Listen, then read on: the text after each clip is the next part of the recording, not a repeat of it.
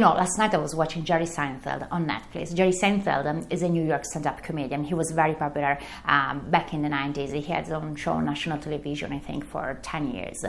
And while I was watching the show last night, I was enjoying it and laughing. I suddenly realized that this is actually a good way to measure your own level of bilingualism. I mean, the purpose of a joke is to make you laugh. But in order to laugh, it's not enough to know the language, to understand the words.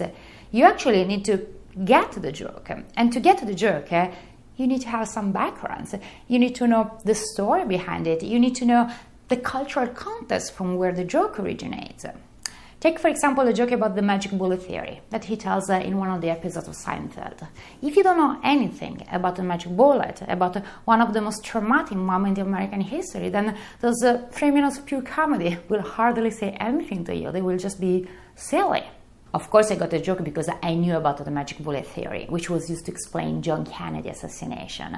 In one of my recent classes with my students, we were studying the culture of the 60s, and we came across this monumental incident. And I remember that while I was preparing the class, I became so obsessed with it that after watching tons of documentaries, I even started feeling the pain people went through at the time. And then when I saw the sketch on Seinfeld and I heard Jerry talking about trajectories and the second speeder, those images immediately came back to me, and it was clear to me what he was referring to. In that moment, that specific moment, I felt so American. I felt so proud of myself because I was able to get a joke that usually only an American or somebody who's very knowledgeable about American history could get. But the same could also be said for British humor. British humor is known for being very sarcastic, very dry. And if you know what's behind that humor, what's the mentality that generates that kind of humor, what's the way that the British think about life and feel about it, then you know that those jokes make sense and make you laugh. But instead, if you take them out of context, if you don't know what's behind them, then they become staid. Many times I've been asked, is there any test, any certification that can establish whether you're bilingual or not? And the answer is no.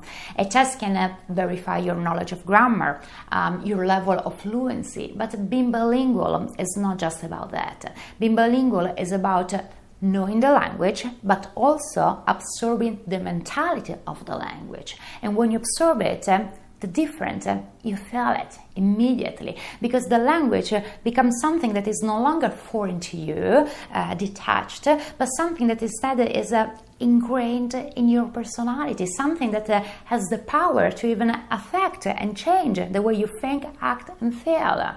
In fact, one of the most common things about being bilingual is the so-called split of personality, which is the idea of feeling different or switching personality depending on the language you speak.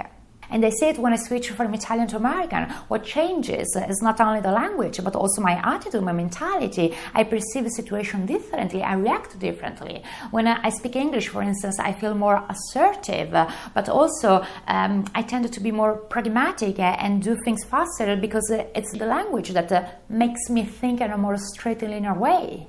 Quite the opposite happens when I speak Italian instead. I like to take my time to enjoy the more philosophical part of the conversation, so to say. And to learn the mentality of a language, you don't need to live on site.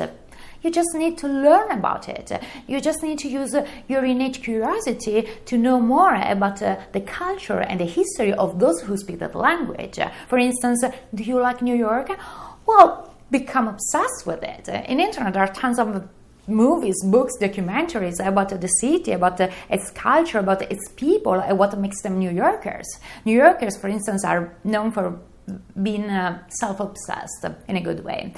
And the way they talk, as well as their accent and the words they use, reflects who they are, what they think, what the culture in the city is. Remember, if you want to become bilingual, you cannot focus only on the language. You also need to focus on the culture that generates the language. And if you do that, then all of a sudden the switch will happen and the language will start flowing beyond the grammar and vocabulary.